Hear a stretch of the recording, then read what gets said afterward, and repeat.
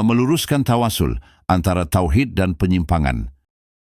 Bismillahirrahmanirrahim. Alhamdulillahi Rabbil Alamin. Segala puji hanya milik Allah, Rabb semesta alam. Syalawat dan salam semoga tercurah kepada Nabi kita Muhammad, kepada keluarga, para sahabat, dan orang-orang yang mengikuti mereka dengan baik hingga hari kiamat. Saudaraku yang dirahmati Allah, salah satu perkara yang sering menimbulkan perbedaan di tengah umat adalah masalah tawasul.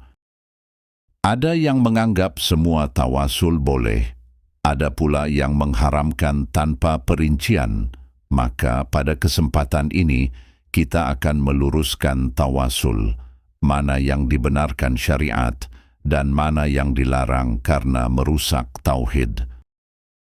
Pengertian tawasul secara bahasa berarti mencari perantara untuk mendekat. Allah Subhanahu wa Ta'ala berfirman, Ya ayyuhalladzina amanu, ittaqullaha wabtaghu ilaihil wasilah. Wahai orang-orang yang beriman, bertakwalah kepada Allah dan carilah wasilah untuk mendekat kepadanya. Quran Surah Al-Ma'idah ayat 35. Ayat ini sering dijadikan dalil pembolehan tawasul, namun perlu kita pahami, ayat ini tidak menjelaskan semua bentuk tawasul itu benar. Yang menentukan benar atau salahnya tawasul adalah contoh Nabi SAW dan para sahabat. Tawasul yang dibenarkan dalam Islam. Tawasul dengan nama dan sifat Allah. Inilah tawasul paling agung. Allah berfirman, Walillahil asma'ul husna fad'uhu biha. Allah memiliki nama-nama yang indah, maka berdoalah dengan nama-nama itu. Quran Surah Al-A'raf ayat 180.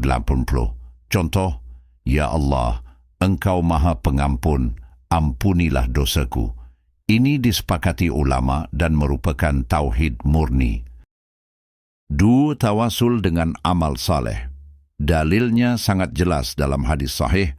Rasulullah SAW menceritakan tentang 3 orang yang terjebak di dalam gua. Masing-masing bertawasul dengan amal salehnya.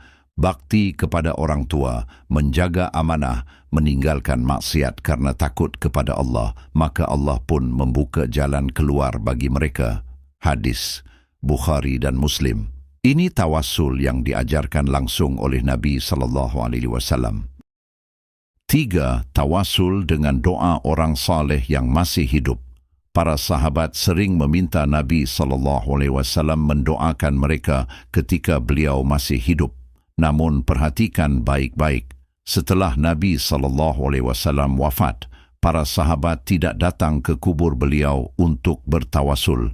Ini dalil yang sangat kuat. Tawasul yang dilarang dalam Islam. 1. Tawasul kepada orang yang sudah meninggal. Contoh, Ya Allah, dengan perantaraan wali fulan. Wahai Syekh fulan, sampaikan hajatku. Tidak ada satu pun riwayat sahih bahawa sahabat melakukan ini, padahal mereka paling cinta Nabi SAW, paling paham agama, paling semangat beribadah. Jika ini baik, pasti mereka yang lebih dulu melakukannya.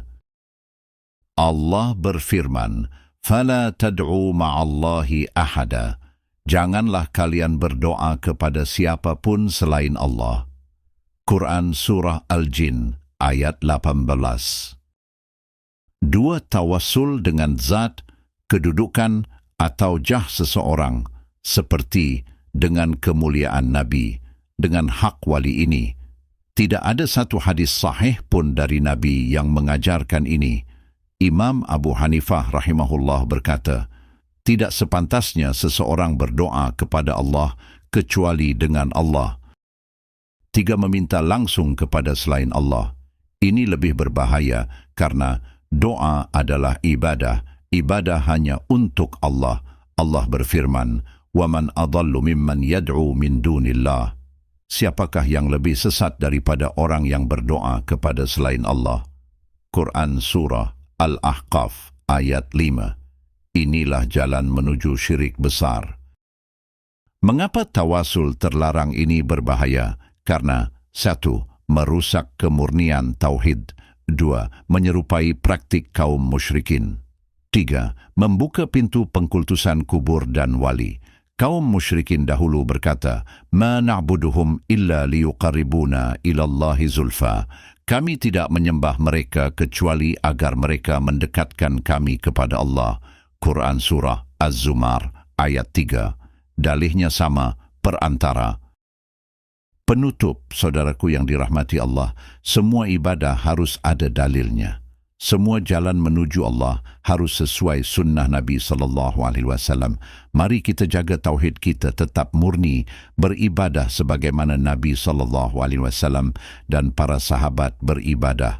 Semoga Allah menunjukkan kita jalan yang lurus. Wa sallallahu ala nabiyyina Muhammad. Walhamdulillahi rabbil alamin.